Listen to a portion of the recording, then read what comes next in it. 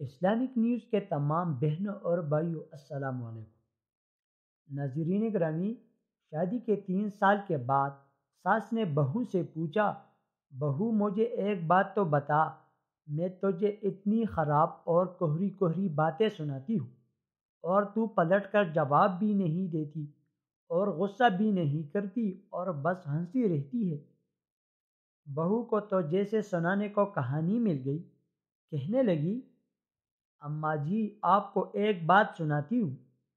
میں جب چھوٹی تھی تو مجھے ہمیشہ ایسا لگتا تھا کہ میری ماں میری سگی ماں نہیں، کیونکہ وہ مجھ سے گھر کے سارے کام کرواتی تھی اور کوئی کام غلط ہو جاتا تو مجھے ڈانٹ بھی پڑتی اور کبھی کبھی مار بھی دیتی تھی، لیکن ماں تھی وہ میری، مجھے ان سے ڈر بھی لگتا تھا اور میں نے ان سے کبھی غصہ نہیں کیا۔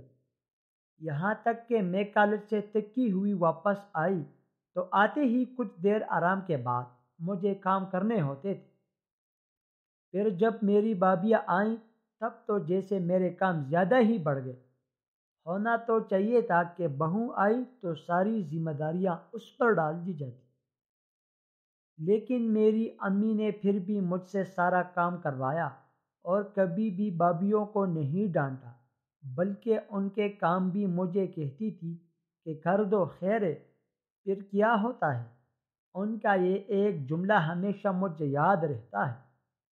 وہ کہتی تھی، خیر ہے بیٹی، اگلے گھر جا کر تجھے مشکل نہیں ہوگی، اور میں اس جملے سے چڑ گئی تھی۔ جب میری شادی تھی تو 2 دن پہلے مجھے امی نے پیار سے اپنے پاس بٹھایا اور بولے، بیٹا آج تک سمجھ میں تیری سانس تھی، میں نے تجھے پریکٹس کروا دی ہے اور تجھے بتا دیا ہے کہ سانس کیسی ہوتی ہے۔ اب آج سے میں تیری ماں ہوں، اب تیری شادی ہو رہی ہے، تو بیٹا جب تمہاری ساس تمہیں کچھ کہے تو سمجھنا کہ جیسے میں کہتی تھی ویسے ہی تیری ماں تجھے ڈانٹ رہی ہے۔